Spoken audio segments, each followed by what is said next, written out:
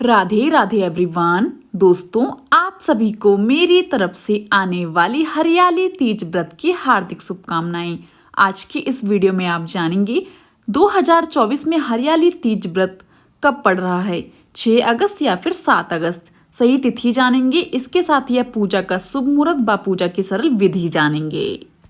दोस्तों, यूं तो रोजाना घरों में भगवान शिव की पूजा की जाती है, लेकिन सावन में भोलेनाथ की पूजा का महत्व अधिक बढ़ जाता है। ये माह भगवान शिव का प्रिय महीना माना जाता है। इस दौरान उनकी पूजा करने से मनोवांछित फलों की प्राप्ति होती है। सावन में आने वाली सभी सोमवार का अधिक खास महत्व होता है। इस दिन शिव जी की पूजा करने से जीवन में खुशहाली बनी रहती है। वहीं इस माह में हरियाली तीज का पर्व भी मनाया जाता है। हर साल सावन महीने के शुक्ल पक्ष की तृतीया तिथि को हरियाली तीज मनाई जाती है। दोस्तों, इस दिन भगवान शिव और पार्वती माता की पूजा करने का विधि विधान होता है। मान्यता है कि इस दिन भगवान शिव और माता पार्वती का पुनर्मिलन हुआ था। इस दौरान सुहागिन महिलाएं वैवाहिक जीवन में खुशहाली के लिए उपवास किया करती हैं। इसके अलावा कुंवारी कन्याएं भी योग्य वर प्राप्ति के लिए ये व्रत किया करती हैं। इस व्रत में हरे रंग के अधिक महत्व होने के कारण इसे हरियाली तीज कहा जाता है। इस दिन व्रती महिलाएं हरे रंग की साड़ी, हरी चूड़ियां आदि पहनती हैं, साज श्रृंगार करती हैं। आइए दोस्तों, अब जानते हैं हरियाली तीज व्रत की सही तिथि क्या है। दिग्र पंचांग के अनुसार श्रावण मास के शुक्ल पक्ष की तृतीया तिथि 6 अगस्त को शाम 7:42 पर शुरू हो जाएगी, जो 7 अगस्त 2024 को रात 10 बजे समाप्त हो जाएगी। इसलिए उदय तिथि के हिसाब से हरियाली तीज का व्रत 7 अगस्त 2024 को रखा जाएगा। दोस्तों, आइए अब जानते हैं हरियाली तीज व्रत का शुभ मुहूर्त क्या है। सुबह का मुहूर्त रहेगा सुबह 5:46 से सुबह के 9:06 तक का। दोस्तों, दोपहर का मुहूर्त रहेगा सुबह के 10:46 से दोपहर 12:27 तक। दोस्तों, शाम का मुहूर्त रहेगा शाम 5:27 से शाम 7:10 तक का। दोस्तों, ये 3 मुहूर्त हैं 7 अगस्त को पूजा करने के लिए हरियाली तीज की। आइए दोस्तों, अब जानते हैं हरियाली तीज व्रत की सरल पूजा विधि क्या है। इस दिन निर्जला व्रत रखकर विधि पूर्वक पूजा करने का विधि विधान होता है।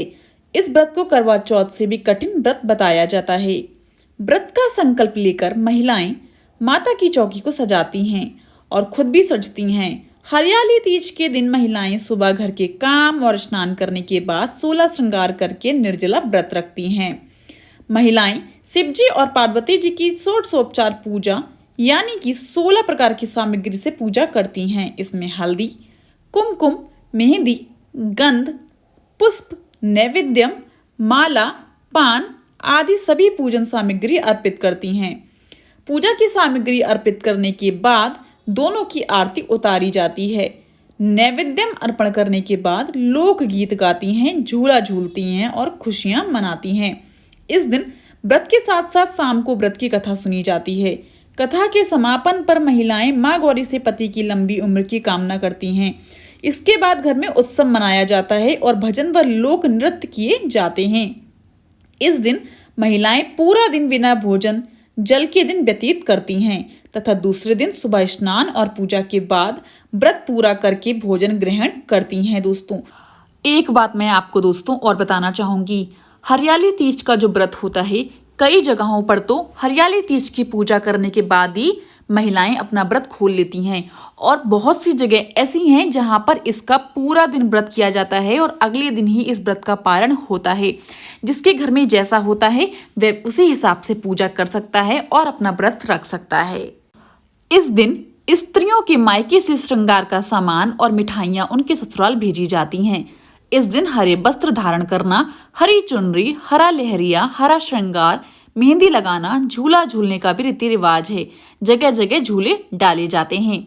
इस त्योहार में स्त्रियां हरी लहरिया ना हो तो लाल गुलाबी चुनरी में भी सज सकती हैं, गीत गाती हैं, मेहंदी लगाती हैं, श्रृंगार करती हैं और नाचती हैं।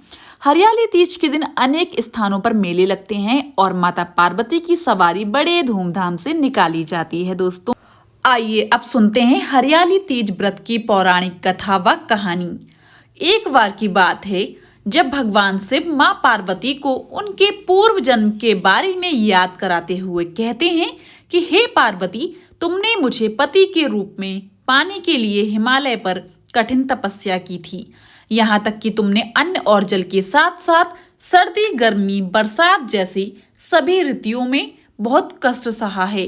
तुम्हारी तपस्या देखकर तुम्हारे पिताजी पर्वतराज बहुत दुखी हुए थे। तब एक दिन नारद मुनि तुम्हारे घर आए और उन्होंने तुम्हारे पिताजी से कहा कि मैं भगवान श्री हरि विष्णु के भेजने पर यहाँ आया हूँ।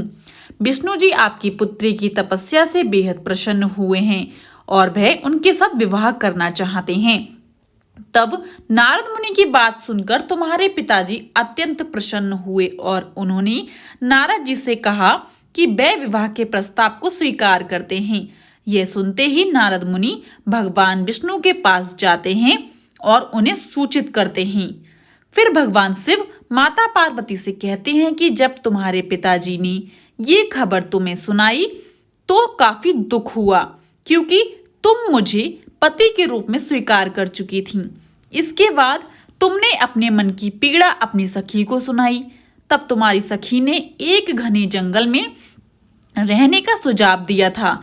उसके बाद तुम बिना किसी को बताए वन में चली गईं और जंगल में मुझे प्राप्त करने के लिए तुमने कड़ी तपस्या की। जब तुम्हारे अचानक लुप्त हो जाने की बात तुम्हारे पिताजी को पता चली तो वह बेहद चिंतित हुए थे। वह सोचने लगे थे कि इसी बीच अगर भगवान विष्णु बारात लेकर आ जाएंगे तब क्या होगा। उसके बाद भगवान शिव माता पार्वती को आगे कहते हैं कि तुम्हारे पिताजी तुम्हें खोजते खोजते धरती पाताल को एक कर दिया था, लेकिन तुम उन्हें नहीं मिली, क्योंकि तुम उस समय एक गुफा में रेत से शिवलिंग बनाकर मेरी आराधना में पूरी तरह से लीन थीं। तब मैं तुम्हारी तपस्या से प्रसन्न होकर तुम्हें मनोकामना पूरी करने का वचन दिया था। तब इसी बीच तुम्हारे पिता ढूंढते हुए गुफा तक पहुंचे और फिर तुमने उन्हें अपनी पूरी बात बताई। तुमने बताया कि मैं अपना जीवन शिव को पति के रूप में प्राप्त करने के लिए तप में बिताया था और आखिर वह तपस्या सफल हो गई। फिर तुमने अपने पिताजी से कहा कि मैं आपके साथ घर तभी चलूंगी जब आप मेरा विवाह शिव से ही कराएंगे। फिर पर्वतराज ने तुम्हारी बात मानी और उन्होंने पूरी विधि विधान के साथ हमारा विवाह संपन्न कराया था। दोस्तों, यदि आपको आज की वीडियो पसंद आई हो, जानकारी पसंद आई हो, तो जाने से पहले मेरे चैनल को लाइक, शेयर एंड सब्सक्राइब करना बिल्कुल भी ना भूलें। एंड हो सके तो इस वीडियो को ज़्यादा से ज़्यादा शेयर करें ताकि और सभी लोगों तक हरियाली तीज की संपूर्ण जानकारी पहुंच पाए दोस्तों। एंड आपको वीडियो मेरा अच्छा लगा हो तो कॉमेंट बॉक्स में मुझे राधे राधे जरूर बोलिएगा। आने वाली हरियाली तीज की आप सभी को मेरी तरफ से हार्दिक शुभकामनाएं।